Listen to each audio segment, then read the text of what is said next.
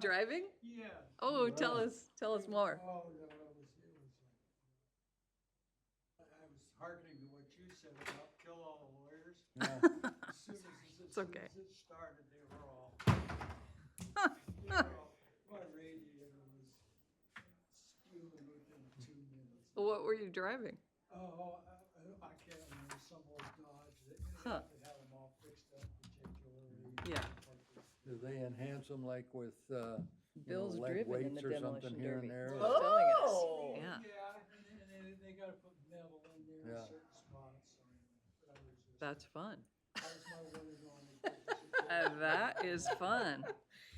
Well, Oh, if you go. can get the radiator down, you got them, because then they'll They overheat. were on me like, you know what, like flies on.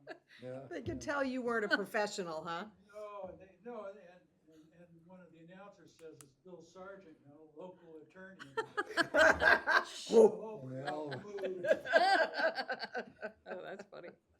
So anyway, That's great. That's a good story. it was actually kind of fun. I bet. Yeah. It was enough for me. They are professionals, those guys. I mean, there were some people there, they do that. Yeah. It was fun. Oh, good. Okay, well, we can start this meeting. Welcome, everyone. We'll call this meeting to order at 2:03 p.m. And this is our weekly board briefing.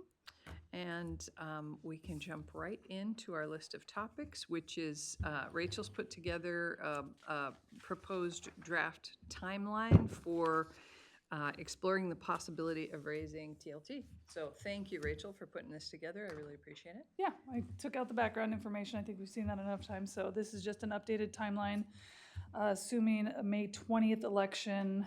So backing out from that, ballot filing deadlines, et cetera. I broke it into, after talking with Doug, and so this is one of the things to talk about with the board. We talked about how communicating the need for additional money coming into the county would go along with our similar ask with the radio project. And so I've split that up here, and obviously this is just fluid, into work before the November 5th election and work after the November 5th election. And so putting a pin in that for a second. The overall timeline contemplates pre-work, so we're gonna be discussing what we want to do before we even start drafting it, and then once we know what we want to do, we'll draft it, and then the timelines for the ordinance adoption ensue, and then the election. So I've broken it up a little differently than you've seen. So that's a snapshot of, I think, where we are. I think the big point for today to discuss is, what do you want to do for this pre-work, and do you agree with the concept of splitting it into before and after election? So that's where we are. And that was my inquiry. I didn't get a chance, I usually get a chance to talk with Rachel, but we could do it, you could do it on the November election, the timeline would allow us. Well, it would, but we're not. Okay, that's sort of Yeah, like, you too don't want to have both of them on at the same time. Okay, I get it, all right. So Doug, do you want to speak any more to kind of your thoughts on splitting it? My experience over the years is, if you ask too much, too soon, or too many things at the same time, people say, well, you guys get your act together and come back next time. And there's an element that does that. I don't know how many, but I have heard that more than once, that, you guys sort it out, prioritize your work or whatever. So we're putting a lot of effort now on a pretty significant project, the radio project, and there'll be a fair amount of money. There'll be $59,000 spent on information, and then privately there'll be another, say, 30 or 40,000, plus I don't know how many hours will be spread around by all of us. And then to have something else going on parallel to that, going after the same group with another message, somewhat similar but different, but I think that's a lot. And then given the fact this is not a primary, this is a general, and the general election typically is 80+% turnout. So people do start paying attention after school starts and after Labor Day, and also when you open your P.O. box or you go onto Facebook or whatever, you're going to be inundated with just all kinds of messages from all kinds of people. And I think this is so important, I think it would get lost in the noise. But that's an opinion, not a fact. But I think it's there's some validity to it because I've seen it on other things. So, what would happen, and I put it on my matrix, for looking at the various options for the general fund, particularly, and I'm up to 23 items, and this is number one. But I also put on there, and I haven't sent it to the two of you yet because I didn't want to get accused of having a conversation, you know, off the record. But I sent it to Jody and got it back. I sent it to council, and I haven't, Rachel, I think, has seen, we've talked about it, but I haven't sent it to her. But anyway, this is item number one. And what I said in there, that not only do we have the various ways of talking about it and getting it out, I think if we go in May, we seriously need a plan B. Because if this fails, if it passes in May, that's adequate time to get it in and it can be budgeted and treated as revenue. But if it fails, then it's 6 months and into the next cycle. So I think we need to know immediately, because it would be the middle of May, how we're gonna backfill $1 million, give or take. So that's part of that. So my recommendation is, unless I hear really good reasons otherwise, that we follow something like this and put together a pretty aggressive timeline, including the marketing side, but aim towards the May primary, May 25 primary. So that's kind of the logic behind that she and I have talked about. And my best advice would be, don't clutter the ballot with a lot of money measures. And I don't know what others may have. The fire district, Tillamook may run again, don't know. And there may be others, and I don't think there's any schools that I've heard of, but that doesn't mean they won't come on. And I did ask Christie a while back, and she didn't know of anything where they visited with her about something down in the future. So, don't know, but I get concerned when there's a bunch of money measures, because some people just throw up their arms and say, we can't afford any of it, so they vote no on everything. And to add to that, I think what I was thinking of before we had this conversation, a process forward, was we just open the doors and we're talking with everybody, and the conversation is evolving into what the options are, and then we decide on an option.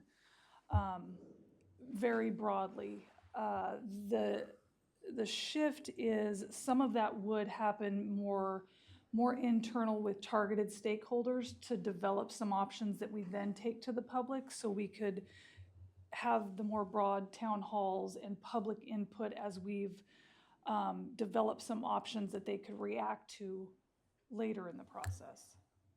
So not working in a silo or behind closed doors by any means, but just not wide open in broad town halls soliciting input from everybody at the beginning. Oh, I agree with Yeah, that. yeah. Yeah, I don't think I agree. I don't think we should do that.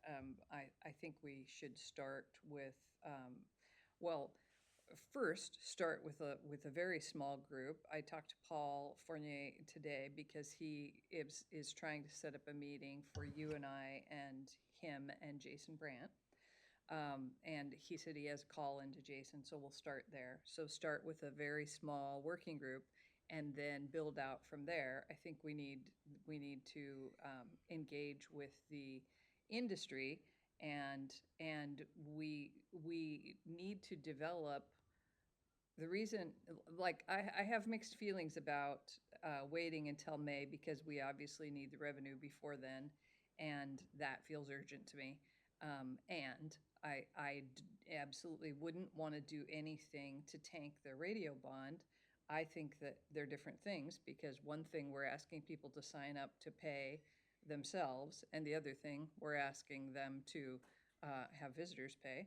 So, you know, but maybe people wouldn't read it, Well, wouldn't sort it out. I don't know. A lot would, and there is a distinction to be made, but then I think there's a group that won't get quite that far when they see it. Right, possible. And yeah, so in waiting, I do trust your judgment. I trust Rachel's judgment. I talked to Paul Fournier about it, and he said, well, I'm with them because he wants to work on it. So he's for waiting until May. So, you know, we can do that. But here's my question to you. If, God forbid, the radio bond doesn't pass the first time, I don't want to push this off further than May. So would you, if we have to repeat the radio bond, are we going to put them both on in May? I would say we may, but it's hard to, we talked about that yesterday, in a different group. It's just uncertain, you know, we're not planning for a bunch of backup radio plans because we're focusing all of our efforts on this. There are some options we have.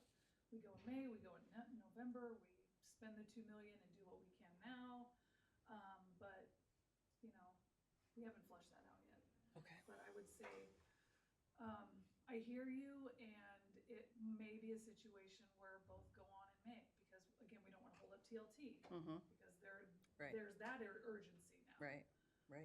And then they're both really urgent, so I could see both of them being in May, Okay, but that's just my opinion. okay.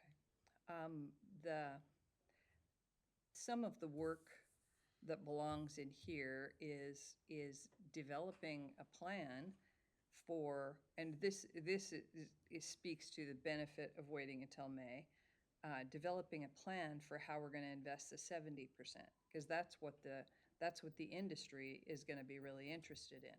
You know, what's our plan? What's our awesome plan for the 70%? So I think that there's a benefit to taking more time to work on that plan. And that's under the before November 5th election. That's something that I think that we could get a handle on more internally. Yeah. That facilities planning, I think is what you called it. What did I call it? Facilities Oh, planning. okay, is what- sorry, the I bullet thought I you put in misspoke. here. No, Yeah. the bullet you put in here Yeah. was facilities planning for that. Oh, okay, I didn't know what that meant.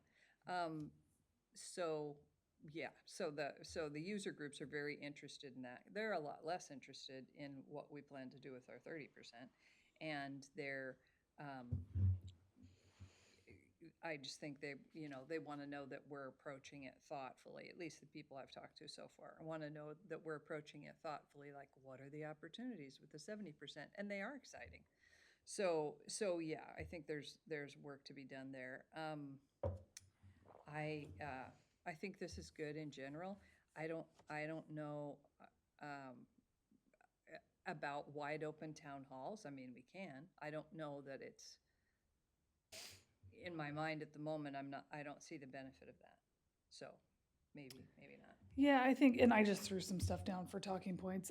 I don't know either. I think the goal is to educate and try to get buy-in way before this hits the ballot, or before the ordinance is even noticed for public hearings. Because if they don't know what's going on and they don't understand it, and they haven't had time, the public, to weigh in, so they are part of what it is, it's just one negative after another, I think. And so that would be, in my mind, the purpose of the town hall. Okay. And maybe it's just, just informational question and answer, sharing 14%, 15%, this is what we're proposing to spend it on, it could just be that kind of forum. Yeah, true. Okay. And polling, what do you think? Again, just another way to, if we start having these meetings and we are all across the board on 13, 14, 15, whatever the percentages, it may be helpful to poll the community on what is palatable to them. And any other, changes we're talking about, and what the differential in 30 is going toward. Presumably, they're gonna support the differential going to the sheriff's office. Do they want it all going to the sheriff's office? Do they want some of it going to the emergency manager? What do they think about radio maintenance? That, if we are undecided, and even if we're not undecided, if you are saying it's 17% and it's all going to the sheriff's office, and we think that's a slam dunk, and we poll and it's not, that's an important data point. So again, it's just all trying to, it's all aimed at this being successful so it passes in May. Gotcha. yeah. Okay. I haven't called on Commissioner Scar yet, and Sarah has her hand up. I appreciate having a timeline. I'm very nervous about the timeline. I'll just be clear that when I look at a 128 public notice for the ordinance and a 25 for our first hearing, and we're not starting until November 5th because we're giving the space to the radio, it just makes me concerned about how much we're trying to shove into 2 months that also include, or 3 months, but you lose really so much of November and December to holidays. that if we're gonna do it on this timeline, we have to be so ready to jump and so focused to make good use of the time we have around those holidays so that we're really ready. So just putting my trepidation on the table about the timeline, because government, for all that we would like it to, does not move fast. And there's lots of challenges there. Just going back to the very beginning of the conversation, I still think that there would potentially be a messaging avenue of public safety that would allow these to share a ballot. I understand that we don't want to in any way jeopardize the radio, but I think in the event that we end up in a May together, I actually think there's a strong message that allows them to share the ballot to the point of this is, we're taxing ourselves to pay for a very important radio system that covers public safety for what we need. And we promise we're not asking you to do all of that work by yourself, residents of Tillamook County. We're asking you to partner with our visitors in covering our complete public safety system. So I actually think there's a message there that could be beneficial, very, very reminiscent of the road bond and the TLT when they happened. And they happened in successive elections, so they weren't on the same ballot. And maybe this is a way we can, have it not share a ballot, but still have, maybe we tease that in some of our early messaging, right? That you may be hearing this, that we're working on other public safety from the visitors. I think it could actually benefit the vote of the people for the radio if we're talking about public safety overall. And we are promising people that if they're willing to pay their part, we're working on a way to get some from the tourists. Because that's constantly the message that we hear out there, right? Is, well, we don't need this, it's the tourists that do. So I understand, I will stand down and let the radio go forward. I would encourage us to begin to tease in some of that marketing in case we end up needing them to share a ballot a short 5 months later, really, that we have that messaging. The stakeholder meetings, getting those again going sooner rather than later because everybody's wheels turn slowly and we're gonna get into the middle of season. All of a sudden, July, August are gonna be gone because of everybody being busy. So I would just really like to see that timeline get fleshed out sooner rather than later, so we're sure that we can get through that conversation in time to be ready right after November 5th to launch that next piece of the conversation, which talks about what we will do for those who want to know and talks about, how the tourists are gonna pay their part of what we need. I do think polling's going to be important. I do think we want to know, I think the percentage that we're talking about increasing it, I think that will come somewhat with stakeholder conversations, but at the end of the day, our voters, I think we need to hear from them how much is too much, because $1 million is fabulous and it will get us one slice of the way to where we're going. But if our majority of our population says 17, if 15 is good, 17 is better. If 17 is good, it's 20. But let's poll a little bit around that and choose wisely. But I think polling is important to get to that piece of it. Don't know about town halls on that piece either. I think people just don't show up anymore.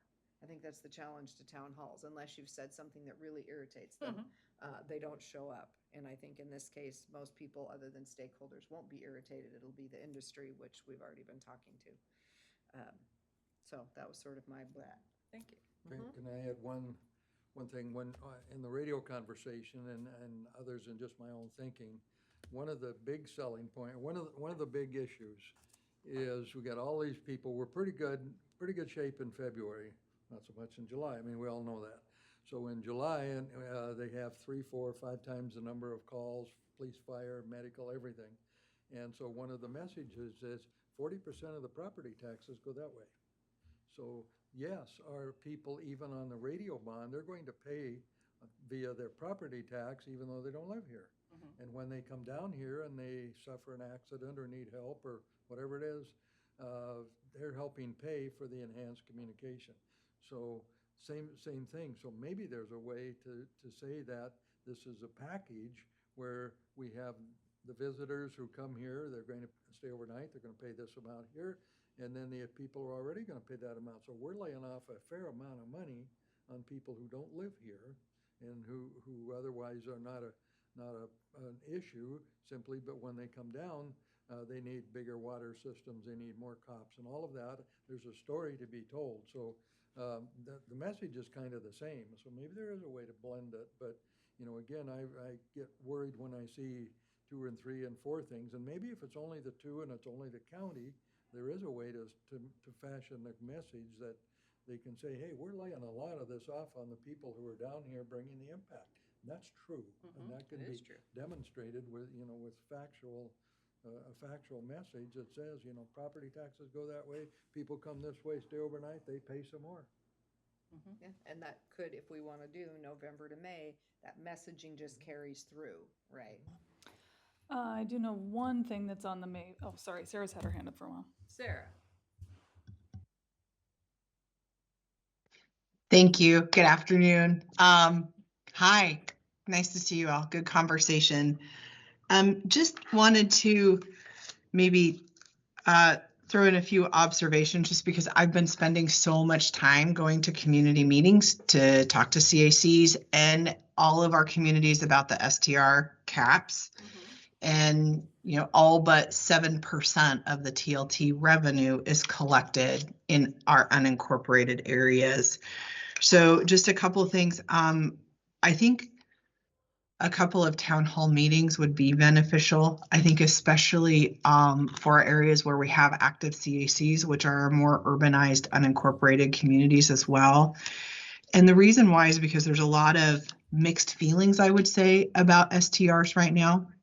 The industry representatives that are local are very aware of the consideration of increasing the transient lodging tax. Commissioner Olson, especially in Pacific City, has done a great job of talking about the budget issues and the commissioner's consideration of increasing the TLT. But some of the dynamics and conversations that are occurring in these communities is there are a lot of folks who are residents and registered voters who have an empathetic ear towards the short-term rental industry. And it might be good for them to hear from the commissioners directly about, you know, what this is for, why it's happening, why that percentage increase is needed. I think it will help reaffirm just what we're trying to do overall to address the budget shortfalls that we know are coming, but also give them a chance to visit with you directly instead of just simply hearing from the industry who is being very active and mobilizing to talk about this matter as well.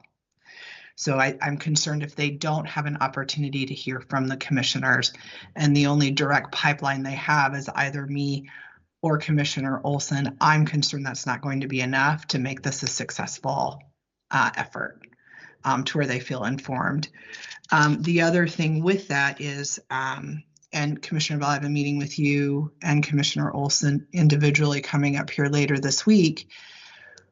We talked about me going back to communities to talk about their caps on the short-term rentals and the limits, and all but one want to see reductions. And my concern is with me working, you know, in tandem with these efforts, if I'm talking to them about reducing the number of licenses for communities, and we're talking about increasing the TLT to address a budget shortfall, there may be some unintended consequences to both of those efforts moving forward at the same time, which means I think there may be a need to have an open conversation about, with increasing the TLT, what does this look like in terms of the limits and the caps on short-term rentals we have in each community, if that's where the majority of the revenue is coming from the TLT. So yeah, I think some community conversations would go a long way. Thank you. Yeah. Would you recommend having them at the CAC meetings, like getting on their agenda? Yes, I think that would be the most efficient way, honestly, to do it, because it's the most organized way to get to a really nice large group of community residents at one time. Okay. And then I could help with Neoconi and a few other places as well. Yeah, that's a great suggestion, thanks. And Thank you. I have been thinking about the topic you just brought up, that there are some people who want to reduce the caps and we Yeah. want to increase the rate. And, and I was thinking a way to thread that needle might be to start with the issue of people who are holding a license, not using it. Mhm.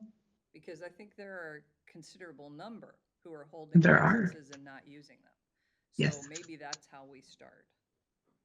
Yes, I think there's a lot of ways that we can get at that, and I'm really excited to have that conversation with you and with Commissioner Olson. I've shared some of those ideas with Commissioner Scar, and perhaps in an upcoming board briefing as well, we can talk about that collectively once I get a little bit more data collection and some things done.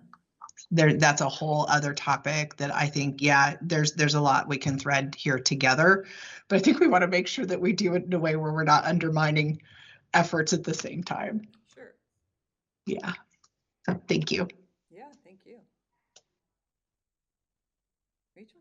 I was going to add to the May ballot, one thing I am pretty sure is going to be on there is the Garibaldi Fire District, the dissolution of the rural district and the reformation, and I think the increase of that. So worst case scenario, we have that, TLT and radio, all on the same ballot, just a data point.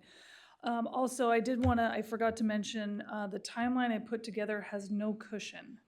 These are worst case scenario deadlines to meet the election deadline. And a topic such as this, there could be more than 2 public hearings at the ordinance adoption.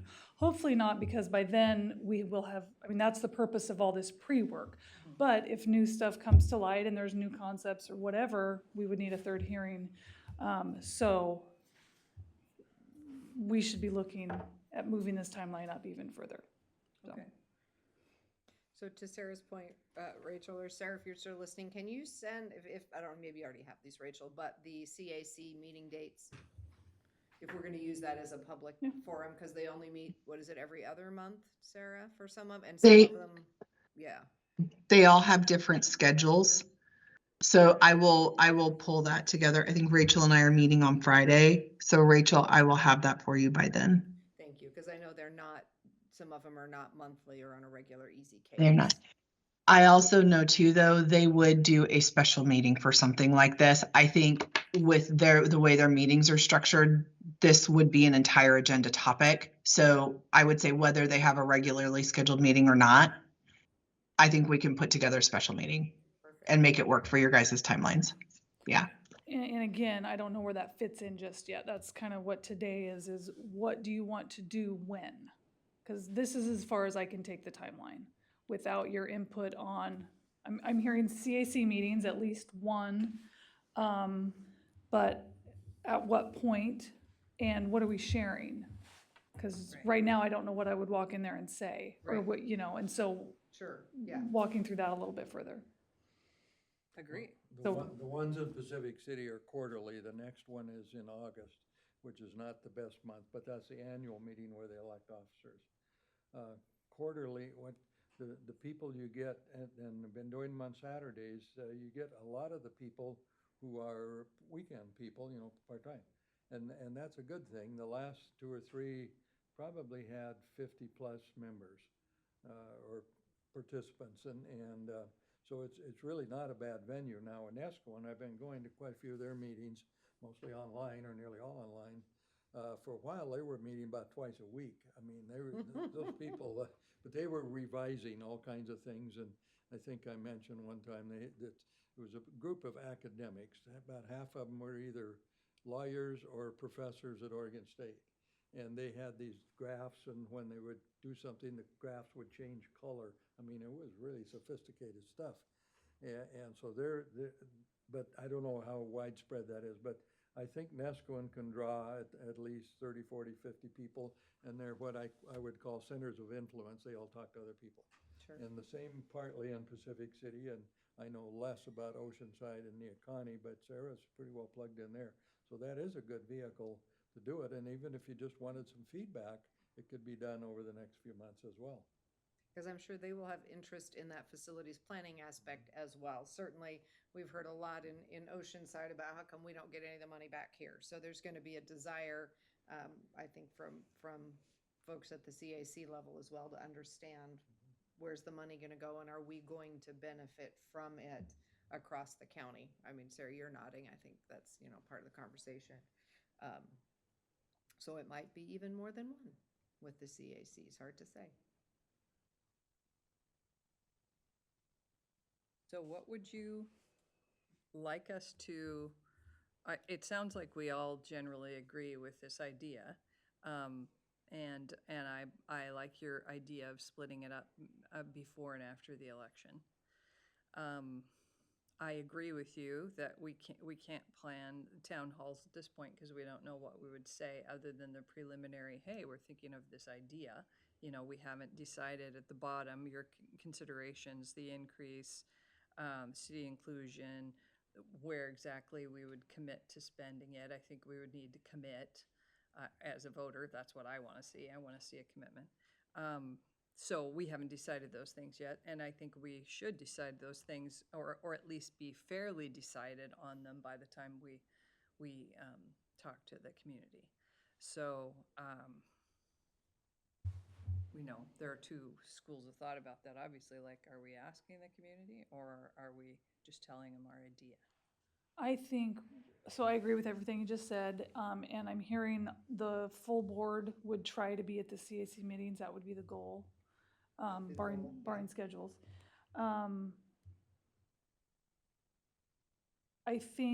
I don't think we are telling the community. I think we are gonna present one or two like at least two options to them, because they need something to react to. Otherwise, you are telling them, and then there's no purpose in the town hall.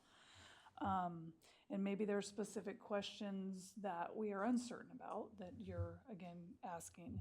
So I like, we know we're setting the meeting up with Orla, and we know we have considerations that you need to deliberate on and start furthering what you want to do with what do you as a board, how do you see those coming to fruition? So maybe we need to, and then the facilities planning. So we've got the stakeholder meeting. Do you want to have future just board, I'm just thinking out loud here. Do you want to have future just board discussions at a briefing to further these considerations? Sure.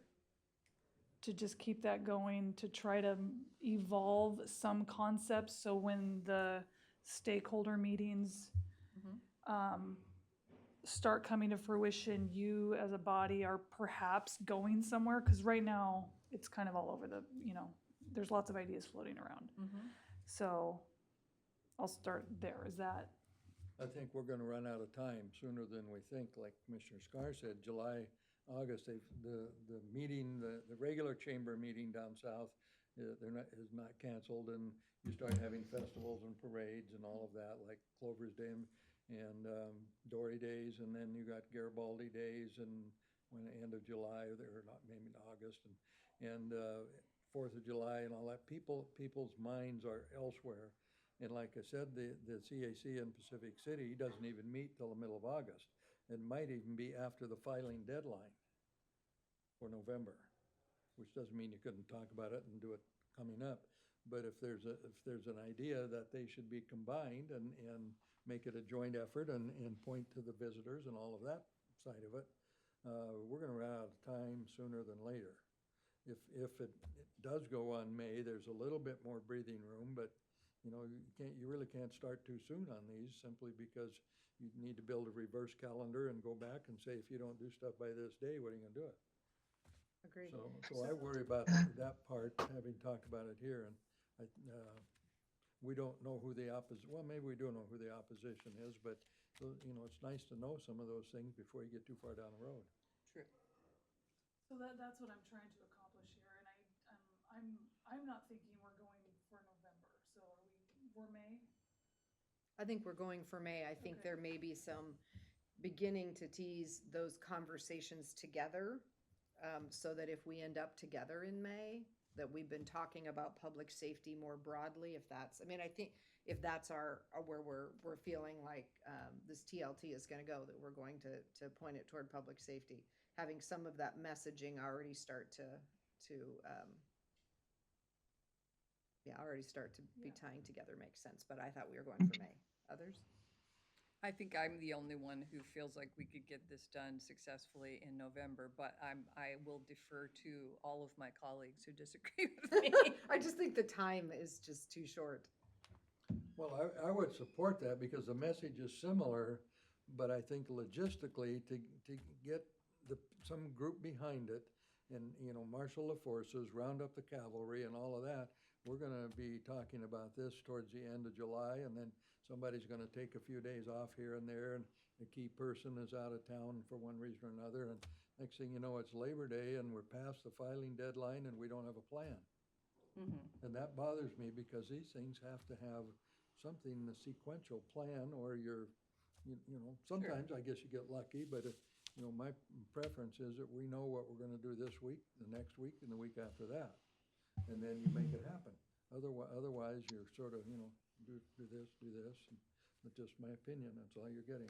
And so that's what I'm trying to do, is establish that. So what I'm asking of the board is, what do you want to do? We've got the Orla stakeholder meeting getting set up. How do you want to facilitate the facilities? How do you want to proceed with exploring the facilities planning? And how do you want to proceed with the considerations discussion? That's what I'm asking. My idea for the facilities planning is I think it's the industry who should help us inform the investment of the 70%. Not exclusively, because of course we want to hear from the community also, but I'm suggesting setting up the industry groups with Orla and to at least start that conversation, and in that group say, in the first group, say, we want to work with you. We want to hear your ideas about investing the 70%. We want to pull together a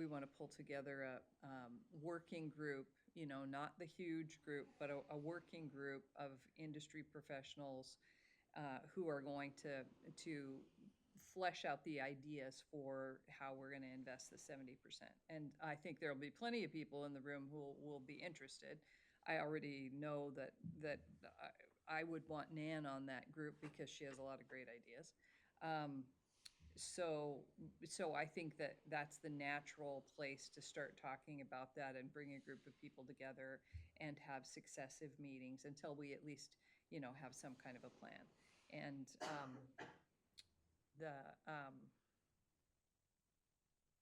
then I think we move to the CACs. Then we move to community groups and involve community groups and say, okay, well, here's what we're thinking to date. This is what we're thinking so far. So, what are your ideas about how we invest this money? And you're right, or Sarah's right, whoever said, I think Commissioner Scar said, different communities are going to want something, because I've been talking to people about this, and I've already heard people say, well, what's in it for me? Different communities are going to want different things. So I think we need that laundry list of things people want, but also we need a bigger plan. Like, what's our overarching goal? Is our overarching goal to take care of all those the facilities needs that we had Dan Haig determined for us, to focus first on bathrooms and parking, or, is it, et cetera. We don't have to talk about all the ideas right now, but I think we need an overarching plan, and we also need a project list or a wish list of things.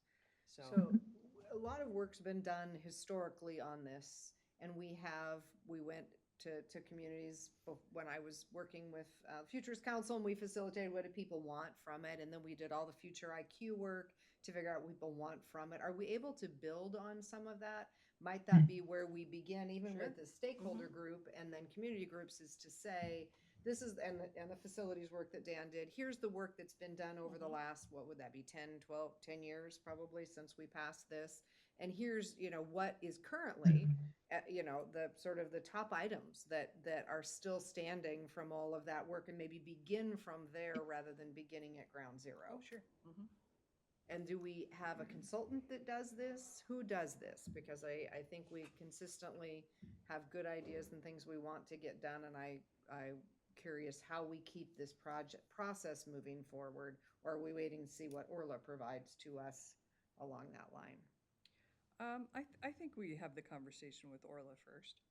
And I think we can have the conversation with Commissioner-elect Fournier, because he's very much interested in this, and that it could be something that he wants to champion. I'm not signing him up.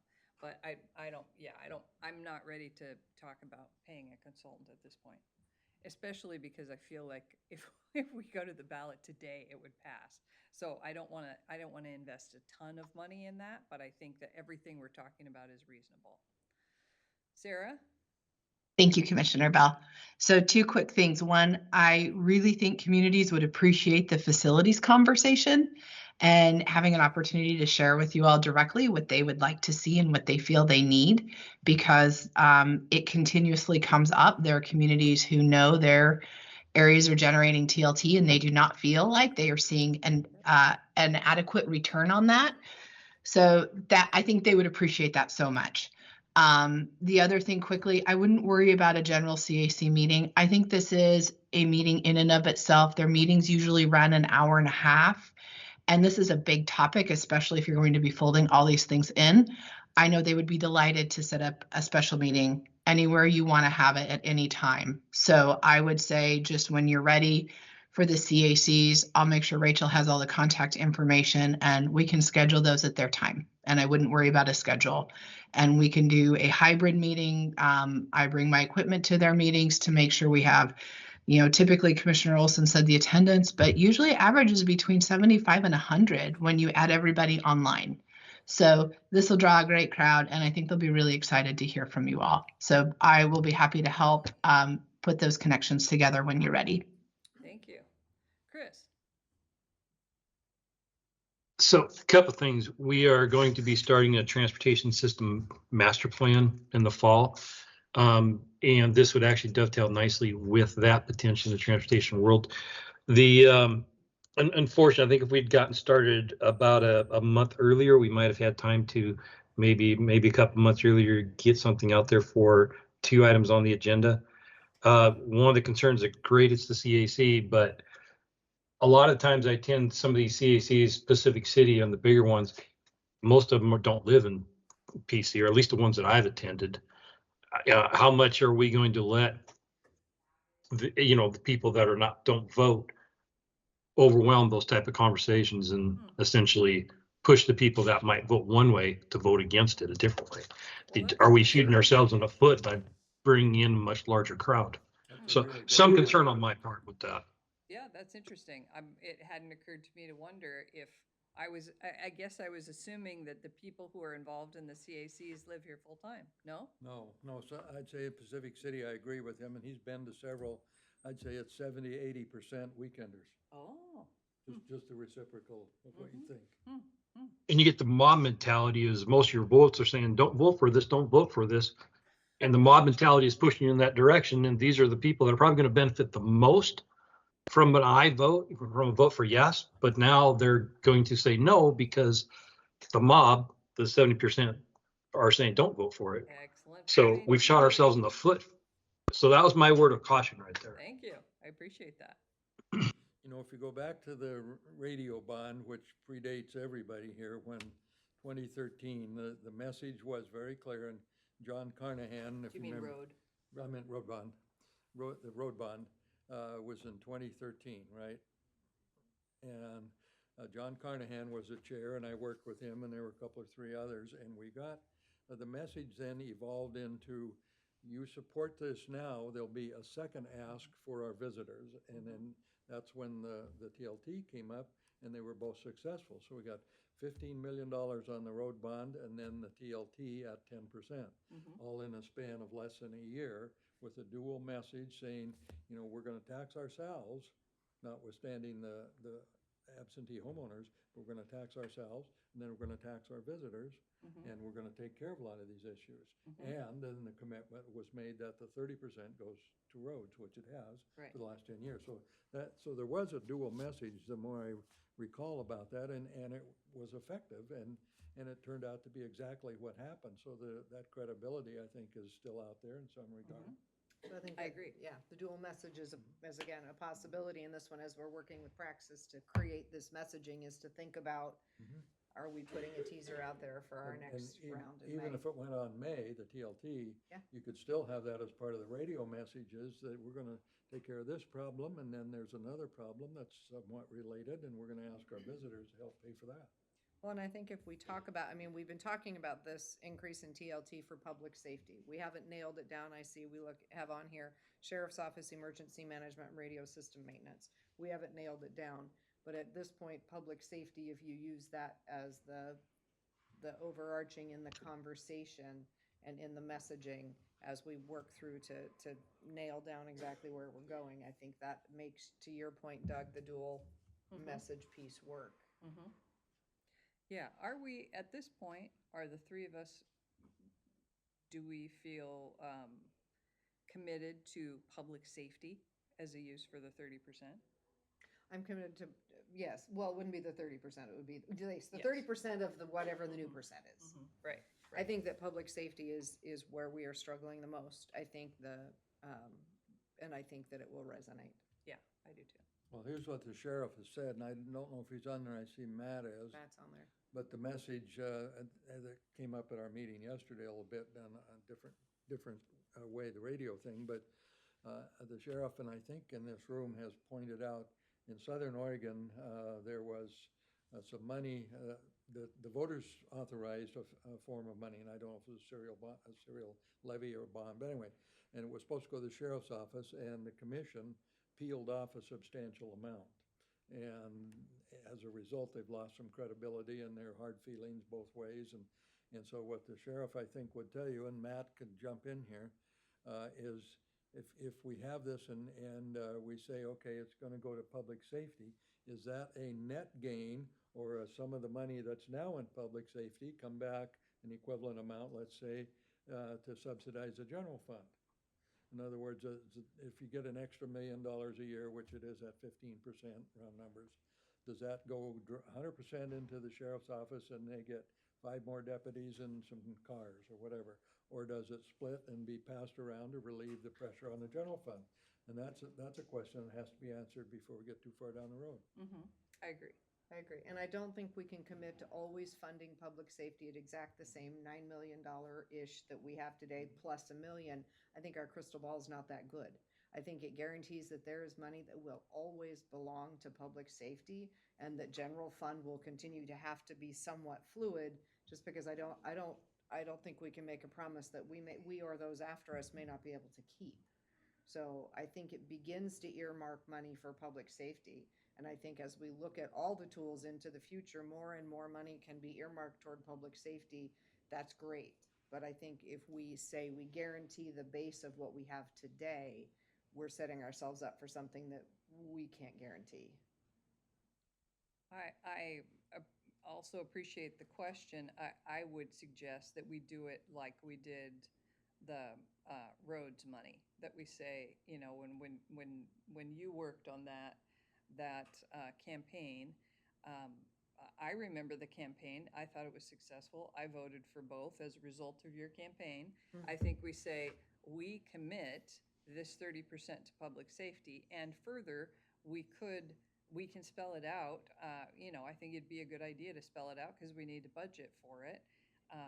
For example, it could be 80% of it goes to the sheriff's office budget, 10% to emergency management, 10% to radio maintenance. And we commit to doing that budgeting into the future. I think On the that would be fine. 30%. On the 30% only, 30% But right. that's fresh money. The new 30%. Yeah, Yeah. okay, got it. And that's the money that's in addition to the rate, that 1% to 2%, whatever. 5%, 20%, whatever we choose. Yeah. And I was just gonna say to your point, Commissioner Scar, about, you know, getting things taken care of early. I think this is at least one of those maybe somewhat rare instances where legal preparation, working with Rachel on the ordinance itself is not gonna take a whole lot of time because we have some forms and the only Right. tricky part, I still haven't quite got it figured out, is, the 1% above for the cities. It's, still don't really remember exactly how we pulled that off, but that's kind of one of the finer details that we'll work out eventually.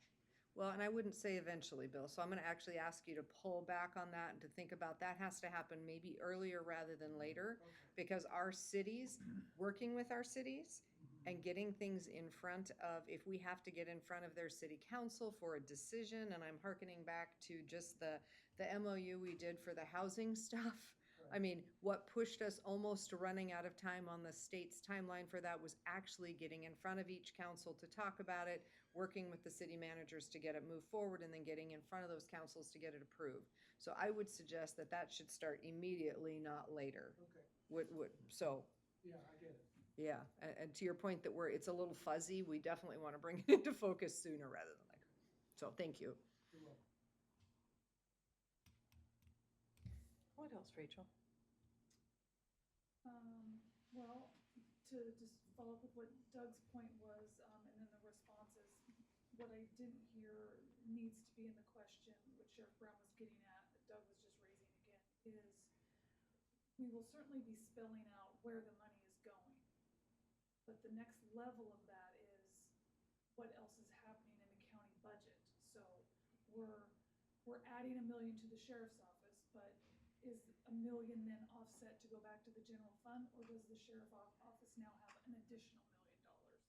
That's the piece that you will need to wrestle with as well, so the voters are very clear on, when we're adding money to the sheriff's office, is it on top of, or is it to replace funding that now is offset back in the general fund? My So thought, that's- yeah, it's tricky. Sorry, I'm interrupting you. No, I just want to be clear, because I didn't hear the two of you respond to that exactly, and that's an important point that will need to come out of the messaging that Sheriff Brown was getting at. Thank I just you. want to make sure that was clear. Thank you. My thought on that is that right now, what we're trying to replace is the $1 million that we're taking out of reserves. So it's not my intention at this point to say we're going to grow by $1 million. It's my intention at this point to stop the bleeding in the budget. So I'm not sure how we will communicate that.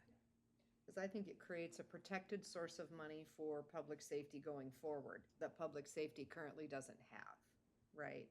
So I don't think it's necessarily an in addition to, but I think it is something that evermore is now guaranteed to public safety, whereas right now, out of the general fund, there's nothing guaranteed to public safety, right? So. And if it grows, then it grows, which would be awesome. Correct, yeah, we're talking about $1 million, but if TLT continues to Yeah. grow in the same way that roads thought they were gonna get 800,000 and now they get 2 million a year, right, ish, that's great, cause it's an 80% of the TLT increase, or whatever, that was the number you threw out. Chris? I think when you look at the sheriff's office is because the patrol side of it, I believe, is an unmandated service. I think making sure that which is critical and vital is shored up with this money. I don't know the dollar amounts or anything like that. If it does result in some of the general fund not going to support the patrol side of it, at least the patrol side, which could happen in the future, at least that patrol side is shored up with this funds. Good point. Yeah, it gives It's not so much we're going to give and then take away. It's we're going to give and then we're just not necessarily going to give as much general fund back to it because you've shorted up. Worst comes to worst, the patrol side could literally just die. It never would. I don't think we'd allow that to happen, but we're showing up a non-critical or something that's critical but not mandated service. That's an excellent point, because as we move forward in our budget discussions, we will be talking about what are the mandated services that have to come out of the general fund. And I think the community would be horrified if we said, okay, well, we just can no longer pay for patrol or for criminal, I hesitate to even say that in a public meeting. That's not what we're talking about. But in a true crisis, we would need to pay for the things that are mandated. So I like your idea of shoring up something important that's not mandated. Well, when you see this spreadsheet, which is not mythical, I actually have it on the computer and on paper. The two largest items, I will jump ahead on that. The two largest items are the sheriff's office. One that needs some conversation is a serial levy of 5 years, much like the library. And it could generate as much as 4, 5, 6 million, depending on what the rate is. So then you get into these same questions, and I have to go back and look at it, but I think I had 11 comments on whether it would be, what the ramifications would be. And if you did that, then the question we just asked, would that be entirely over to the sheriff, or would then the money that now goes to the sheriff backfill the general fund? Well, this would be fresh money. So in my mind, and I'll argue this when we get to the budget, is that would be new money. It would increase the sheriff maybe a little, but certainly not dollar for dollar offset. A lot of that would go back to the general fund to relieve the problems we've had now of drawdown. The second part of that is enhanced sheriff's patrol district of some kind, or whatever you want to call it, where there's a permanent tax base established, and that occurs in 2 or 3 jurisdictions in Oregon and around the country, where you say, okay, we're going to draw a line here, take the whole county or portions of it, and fund it with a separate tax base. And then you don't have the 5-year problem of renewing the levy, which if you had a levy, one of my comments in there is you hire a new deputy, you train that person, bring him on the job, him or her, and then a couple or 3 years later, you have a reduction in force and it changes because the levy failed. There's a lot of uncertainty, and the sheriff has said he doesn't care for that idea. And we'll take this up during the budget discussion. The second part, if you established a tax base of X amount that generated so many $1 million, that would relieve the problem, and that's the biggest single option that's in this spreadsheet I prepared. Now, whether it makes sense and politically, economically, don't know, but I'm gonna put it on the table to the full budget committee, and we'll hear from everybody, and maybe it'll be set aside, or maybe it'll rise to the top. But that's kind of what we're talking about here. Where does this money go, and how much is backfilled to the general fund, and what is politically palatable? All those kinds of issues, because if you look ahead now at the graph that the treasurer prepared, in a matter of another couple of years, the lines are going the wrong way. The deficit gets bigger.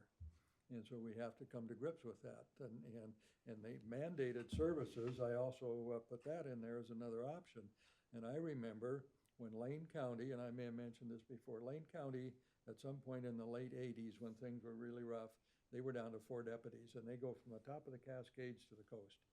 And they had 4 deputies for Florence and everywhere. And the voters said, okay, we can't have that. And they eventually offered up some more money, and things got progressively better. But there was a time in fairly recent Oregon history where those mandated services were kept going, meaning that you have a jail and somebody to serve court papers, but you didn't have deputies driving around the county. And it may come to that. I mean, hopefully not, Yeah. but that's on the table. Coos Curry, I think, went to that. Yes, Mhm. I You think know, you're right. and yeah, so I mean, we absolutely hope not. That's why we're doing the work we're doing. So on this, Rachel, is there something more we can give you to help flesh this out? We've kind of had a wide-ranging conversation here. I think all that I'm clear on is we're going to May. The items for consideration that still need to be discussed, you don't want specific board briefings to talk about. You want those folded into the stakeholder meetings with Orla, along with the facilities planning. So I just have those meetings where we're talking about everything. I would be I'm- happy to talk about this in board briefings. Okay. Yeah, I just also wanted to talk about it with the community. Okay. So, I'm sorry, I'm just still unclear on how you want me to So for proceed, city- so. Yeah, for city inclusion, what sort of a timeline can we set for poor Bill, since he's sitting here, for when we would be able to bring that back to a board briefing with at least history and understanding? A couple weeks. a couple weeks. So we have a board briefing, the next one's the 26th, I think. So either the 20, For that one? think I you're will done. be remote. Okay. Okay. For that one. But I can be here, or we can do it July 2nd is the one after that. Is everybody here the first week of July? Why don't we do it July 2nd, if you Good don't mind? idea. That way, if I don't have to stay in town all day in Hebner for my vacation day, I Yeah, won't. and I'll just do the I- meeting. Kristen Yuley and Lincoln County really has been a help to me on some of this stuff, and that'll give me some time to make sure I've contacted her and find out how Lincoln County did it, because I know they, at least I think my recollection is they collect in the cities too. Okay, so if we can have that information by early July, then we can talk about it at board briefing and determine, because I assume that's gonna be another process, but you can tell us more about whether we do it, I assume with them as opposed to them, but, we can have that information. So at least we have a plan for how we're moving that one forward. So you guys are working on a stakeholder meeting, Commissioner Bell, right now. Do you have a sense of timeline for a first meeting and when we might kind of have it, something laid out? Well, I hope that'll happen soon, in the next couple weeks, I hope. Yeah. So if we came And back then- with the July 2nd board briefing, maybe with a focus again on TLT increase, that we would have information from Bill. Hopefully we would have a meeting date and maybe a little bit more information, if you may have had a conversation even, a little bit more information on that piece of it, so we can kind of lay that out. In terms of the increase amount, is that what you're asking, Rachel? Yeah, and there might be others, but yeah, increase amount and the split on what it's going to. Right? Let's just dedicate a board briefing to talk about that. I mean, we can talk about it more today if you want to. Okay, well, we can do it on the 2nd if we're gonna be talking about it then. Okay. And so if we're gonna do it on the 2nd, do we wanna have the sheriff's office, emergency management, and radio talk, and Rachel talking to radio? What do we wanna, how are we gonna make this decision? What other information would we wanna have at the table with us for this conversation?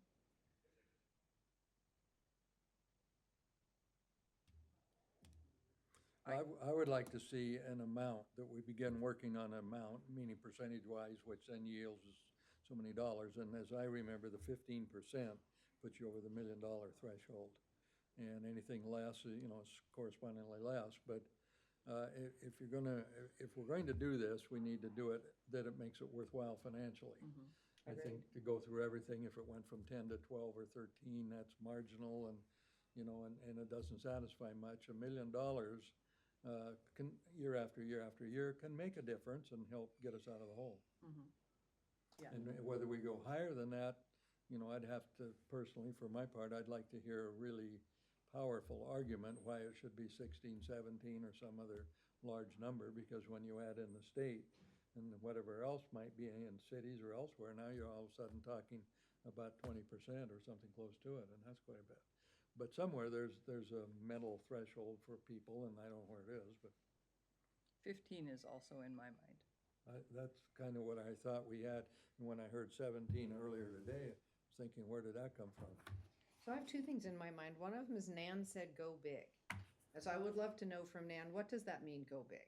What was she thinking? As someone who's in this industry, what was she thinking?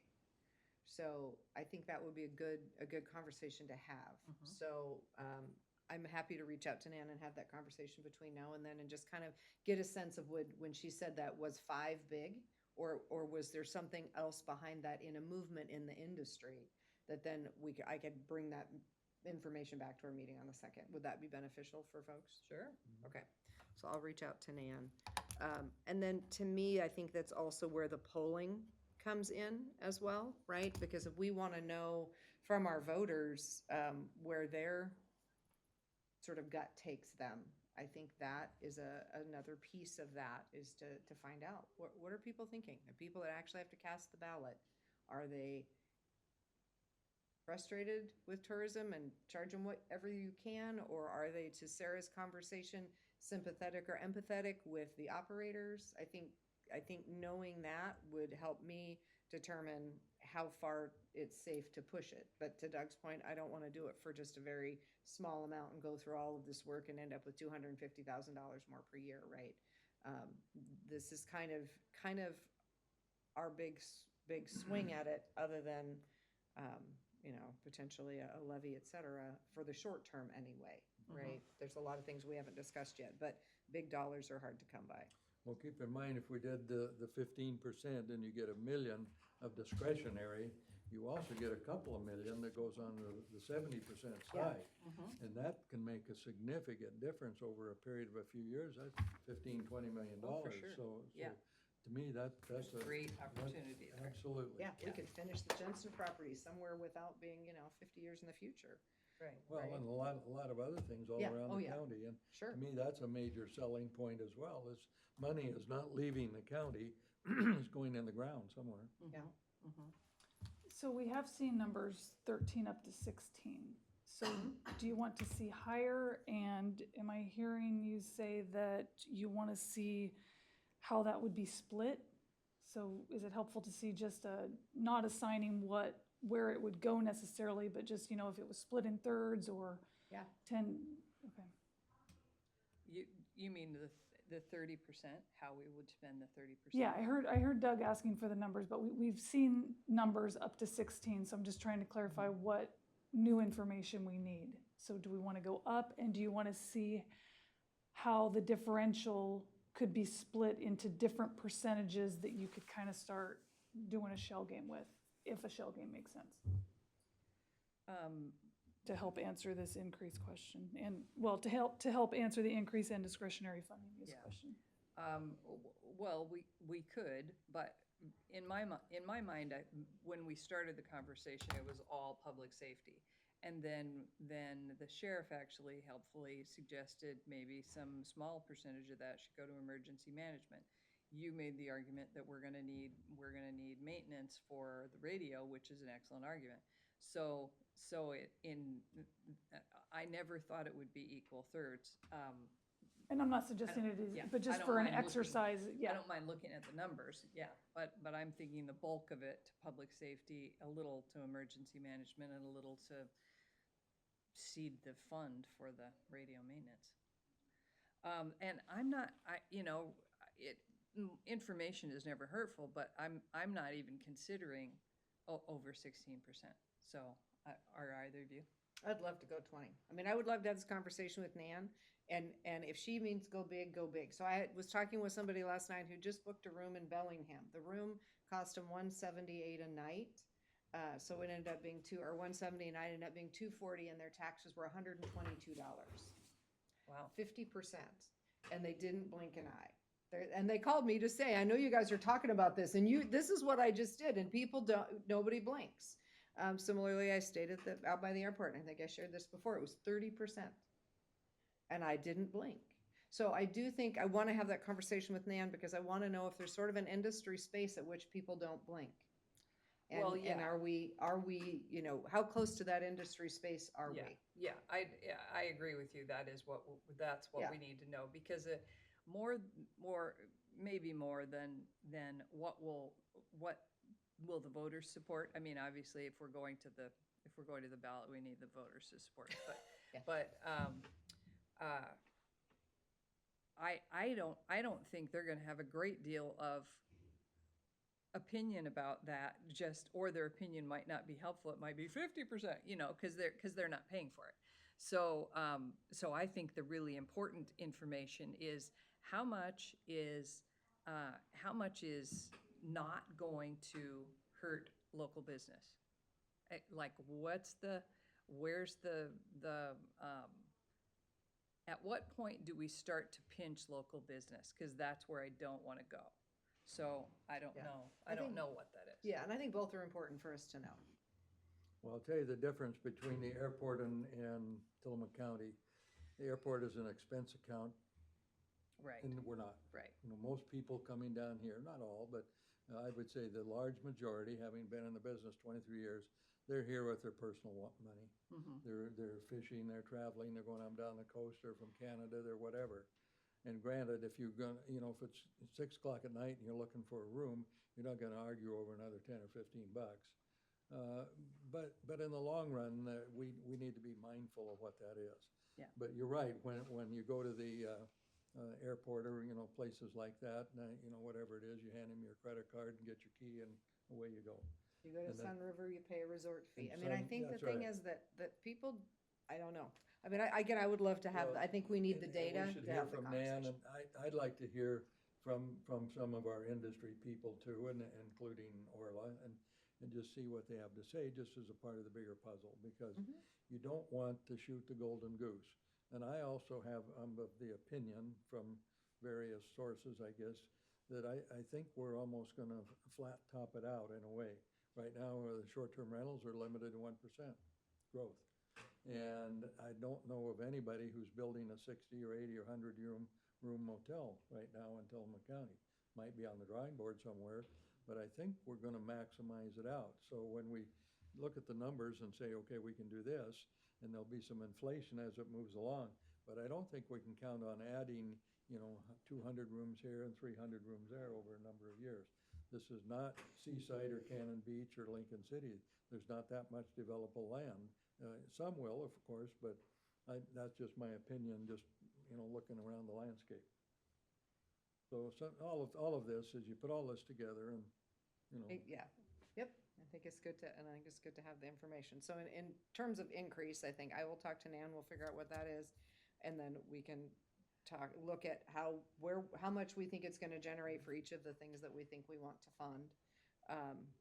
And then we'll go for the next step there. Because the other piece that it would be nice to know is how much will it generate for facilities? Because we haven't talked about that number. We've talked about the 4%, 5% that would generate, 800,000 or $1 million on our side. It would be nice just to have that facilities number in my head, and I don't. So it'd be great to know what the full amount was on that too. As we start thinking about how we're planning our facilities planning, it would be good to be thinking, we're talking about, because I think is it 7 million roughly a year now? Right, so if we were gonna add another half to that, we're talking about 10 million-ish a year. So I think that would be helpful to have, just, again, on paper and in our heads.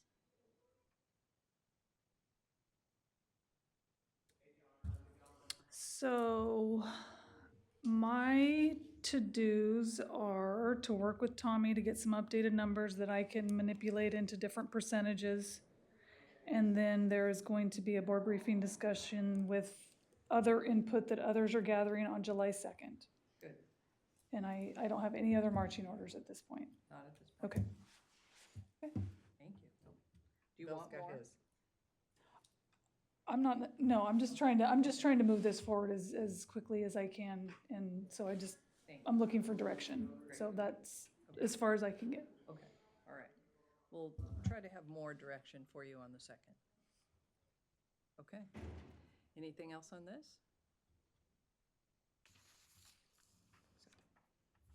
All right. Well, if not, thank you very much, Rachel, for putting this together and for leading us through the discussion. Thanks, everybody, for the good discussion. That is the only thing on our topic list. So, Commissioner updates. Would you like to start? I can, I narrowed it down to 8 items.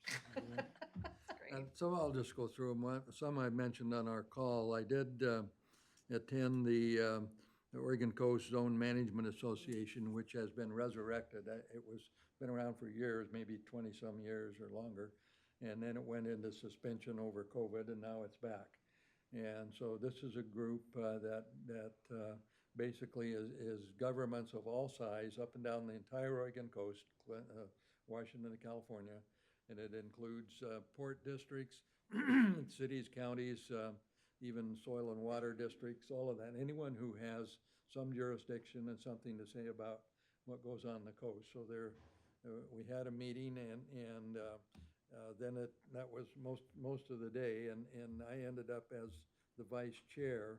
But they're only going to have 2 more meetings this year. But at some point, my successor or whoever, when you sort out the liaison again, you'll need to get somebody, because it's coming back, and it has some influence. It worked closely with the Coastal Caucus, and it can identify something, and it's kind of a brain sharing where a port might say, well, we've got this issue here, and then another city would say, well, we had that last year, and here's how we fixed it, those kinds of things.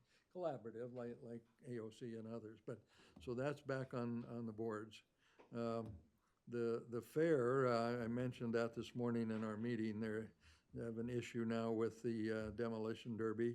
And there's also another rule, which I really hadn't thought about, but in horse racing, there is a rule under the Oregon Racing Commission that you must have on standby, I guess for lack of a better term, is a horse hearse. So when the horses die or are euthanized in one form or another, you got to take them out of the facility and take them in, depending on the cause of death. And if you don't know what it is, you take them down to the veterinary school at Oregon State. And they now have a stricter standard, which they're going to have the facility, the vehicle and a winch and all that, whatever else you need, right there at the racetrack. And it has to be on standby, and if a person's on standby, they get $200 a day from the Racing Commission. And then if they're in service and have to haul it down there, they get $1,200. And so, just pass that on, as you probably didn't know that, and you can talk about that tonight at dinner or whatever you want to do. So, Interesting facts by Doug. and I asked, and I wasn't really aware of this, but you know how many horses die in a typical race? You Well, might know, having been out there. I don't know for here. I'm recently read an article about how many horses died at the Kentucky Derby last Yeah, year. Yes, It was a shocking it number. was like 4 or 12. 6. Was it 12 that day? Wow, Might have been the Triple Crown season, Yeah. but it was a shocking that's a number. huge number. Well, here, they've been losing one horse every other year. Okay. That's what I learned. At our race, at our fair? Wow. And if they break their leg, they don't get a cast on the leg. They're Right, they're done. the end of it. And or other issues, they simply get hurt. Or some of them, they're trying so hard, they have a heart attack and fall over. I mean, so it's Yeah. Last year we saw a horse jump over the fence. It was probably fatal. really. Yeah. Well, anyway, so I'll just pass that on as something for your, That would be why horse racing is still a bit controversial. yes, I guess so. So then, we've talked a lot about radios. I'll go back on that in a minute. I have another utility for the small water and wastewater on the 27th.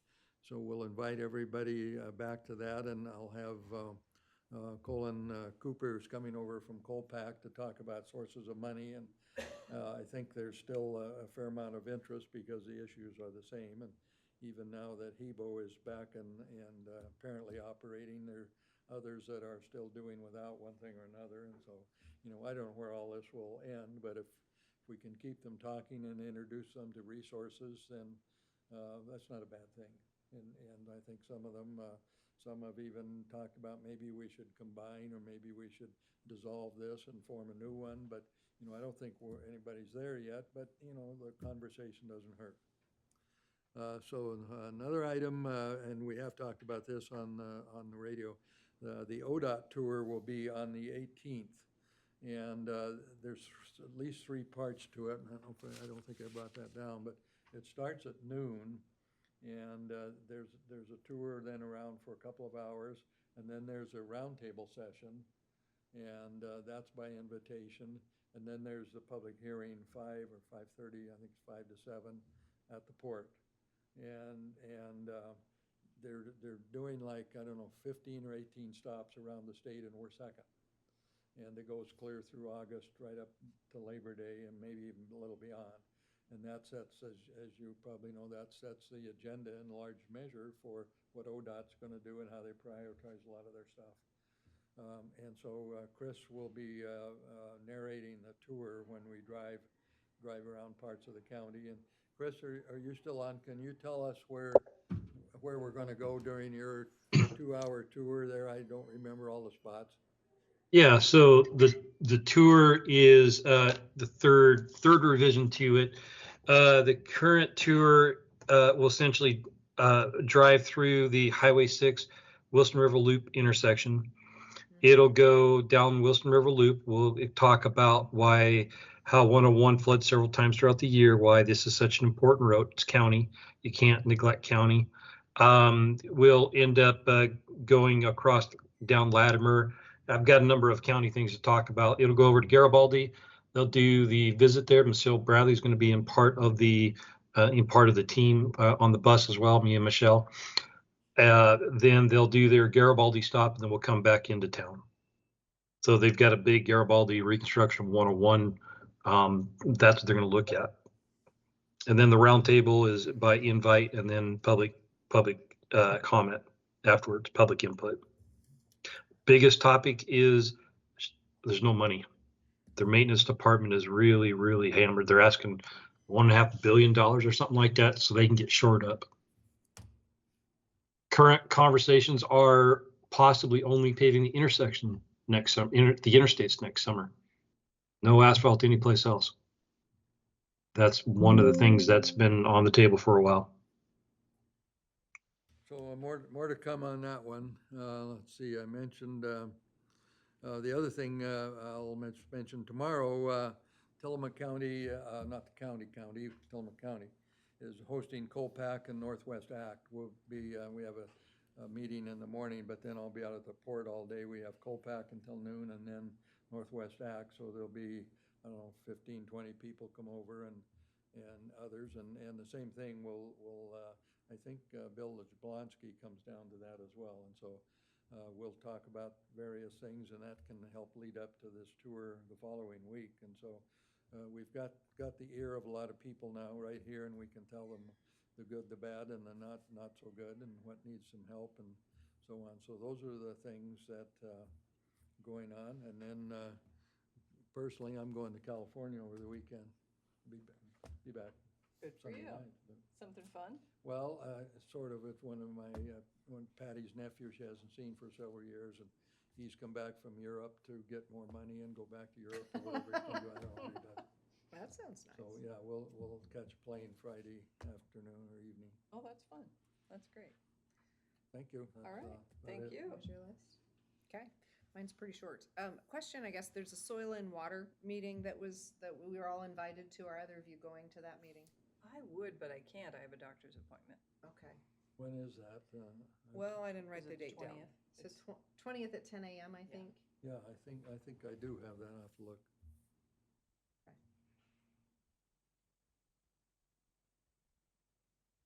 It's about dikes. It's the Oh, that- diking district and the flood improvement district, and talking about diking districts and their challenges, I think is what they said. Yeah, I did get an invitation, but Yeah. I don't know if I put it on. I'll have to go look. Okay. Yeah, I wish it could go. Yeah, I have put it on my calendar and I intend to try to attend, so we need to make sure Debbie notices that we'll both be there if we're both Great. going, so we'll bring back the information. Great.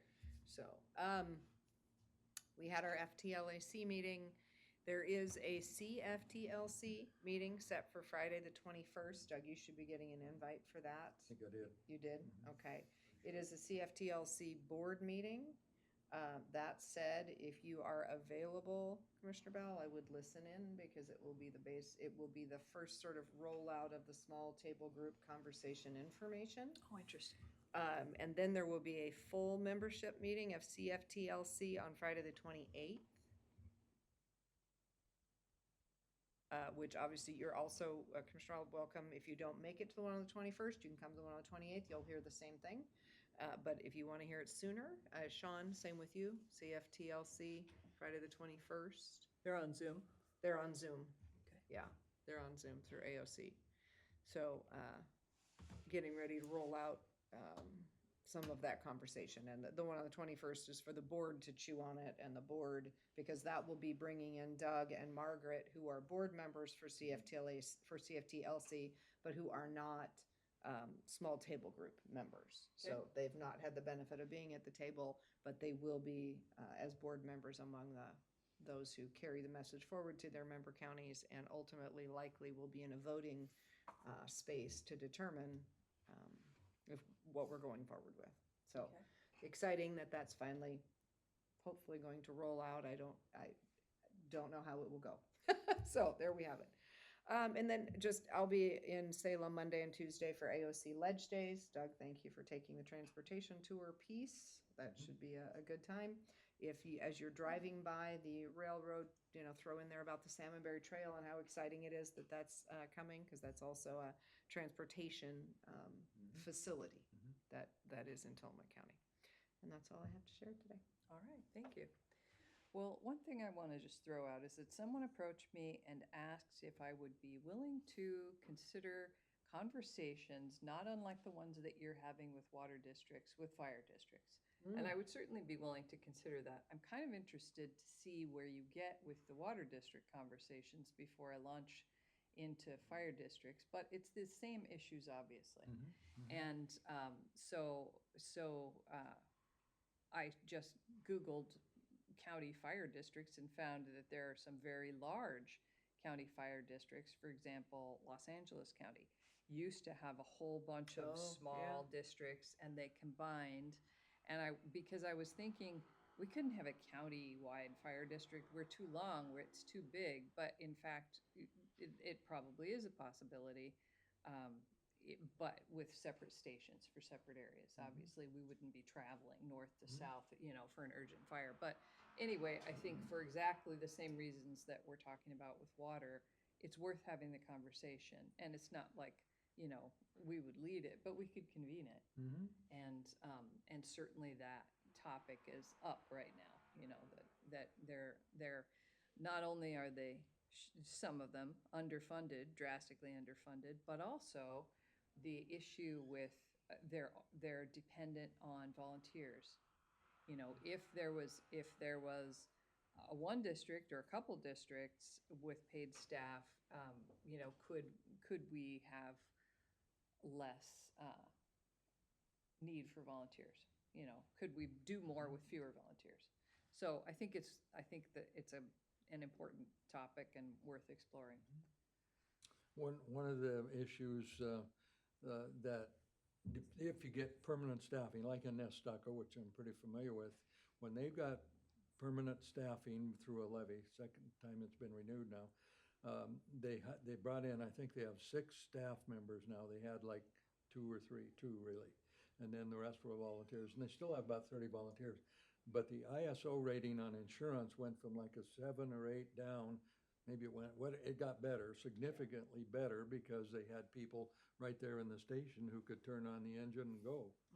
And that makes a difference, and the insurance companies recognize that. And I mean, I think on our homeowner policy, it was like another $100 off or something like that when they look at that. So, that's another piece in this, if how you staff it and what the response times are and all that. And, if you depend completely on volunteers and it's 3 o'clock in the morning and they're all in bed, it takes a little longer.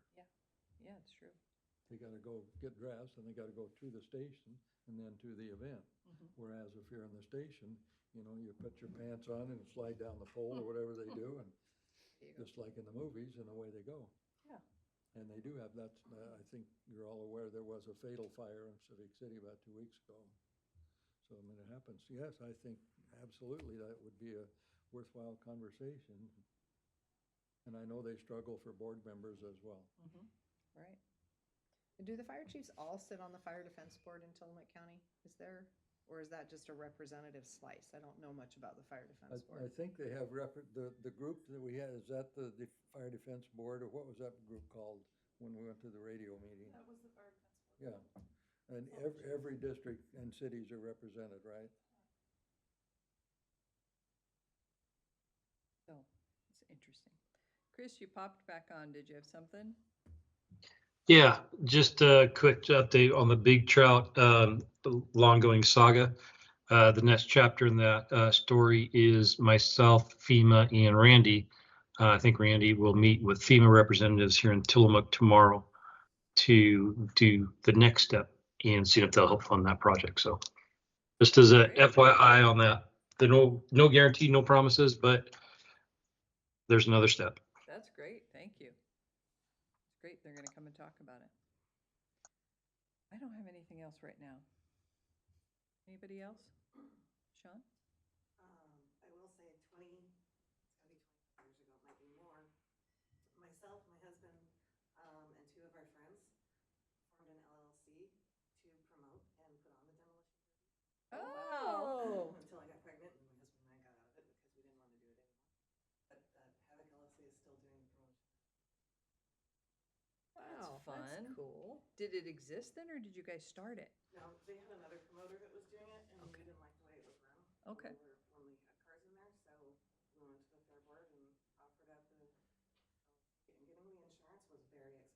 Oh, I bet, I bet. That's fun. Is your family still involved with it? My son has actually helped the last couple of years. He's gone and played. That's cool. Do you have a thought about if the ring or whatever it's called was smaller? I know there were some big hits that people took in there. Usually we red flagged it if something looked like it was out of space, but considering we had one of the members going up a ramp and rolling the car over, and they're complaining about how big the arena is, I mean, I got no room to talk. So. Just fun. Okay. But no, otherwise fiscal year end and budget adoption's on the 26th. Okay, thank you.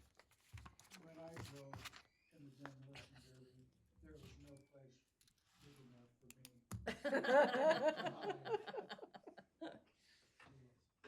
That's funny. I still have it on VHS tape if I could get my VHS. See the VHS to work. So you'll be pleased to know that Praxis has already reached out to Jane Scott to ask her opinion about demographics and if she has any thoughts about best ways to get out messages. And we were talking about it today. She was thinking little, maybe 30-second soundbite sort of testimonials, just because everybody's attention span is so short now.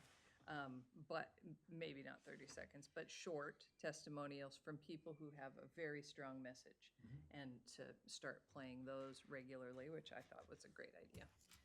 So good for Praxis for already reaching out. Rachel, anything else? Bill? No thanks. Okay. Anybody online? Denise, we see your smiling face. You got anything?